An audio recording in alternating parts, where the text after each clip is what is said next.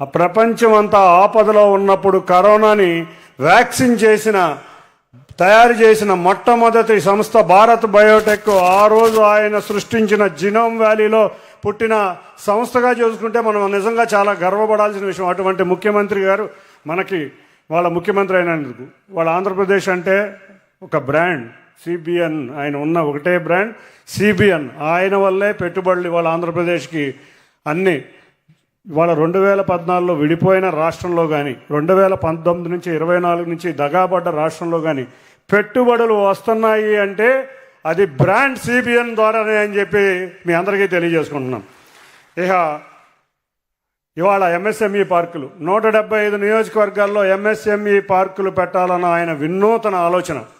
ప్రతి ఇంటిలోనూ ఒక పారిశ్రామికవేత్త రావాలి, ఎన్ ఎంటర్ప్రెనర్ ఇన్ ఏ ఫ్యామిలీ అనే నినాదంతో ప్రారంభమైన ఈ ఆలోచన రేపు రాబోయే కాలంలో ఎంతోమంది యువ పారిశ్రామికవేత్తల్ని మనం ముందుకు తీసుకురాబోతున్నాం. అన్నిటికన్నా ముఖ్యంగా సుమారు 800 ఎంఓయూలు ల్యాండ్ అవ్వబోతున్నాయి ఆంధ్రప్రదేశ్లో. అంటే ఎన్నో మేజర్ కంపెనీస్ ఇండియాలో ఉన్న ప్రతి పెద్ద కంపెనీ కూడా ఇవాళ ఆంధ్రప్రదేశ్లో తమ పెట్టుబడులు పెట్టబోతున్నాయి. అంటే అది బ్రాండ్ సిబిఎన్ యొక్క ఘనత. అది ఆయన మీద కంపెనీలకు ఉన్న నమ్మకం. గత 5 సంవత్సరాల్లో పోయిన నమ్మకం ఒకే ఒక్క మనిషి విశ్వాసం ద్వారా వచ్చింది, అది సిబిఎన్ గారి ద్వారానే.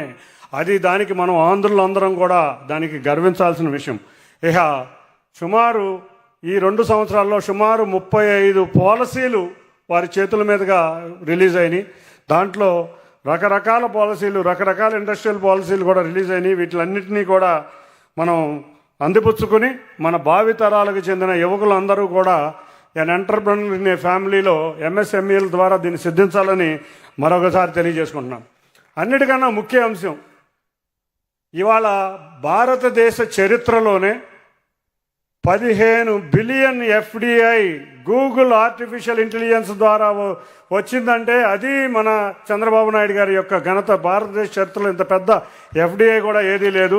రేపు రాబోయే కాలంలో రిలయన్స్ కూడా ఏఐ డేటా సెంటర్లో 17 బిలియన్ పెట్టుబడి పెట్టబోతున్నాయి. ఇటువంటి పెద్ద పెద్ద సంస్థలన్నిటినీ ఆదర్శంగా తీసుకుని మన ఎంఎస్ఎంఈలు కూడా వాళ్ళ ఆసరాగా తీసుకుని గ్రో అవ్వాలని కోరుకుంటున్నాం.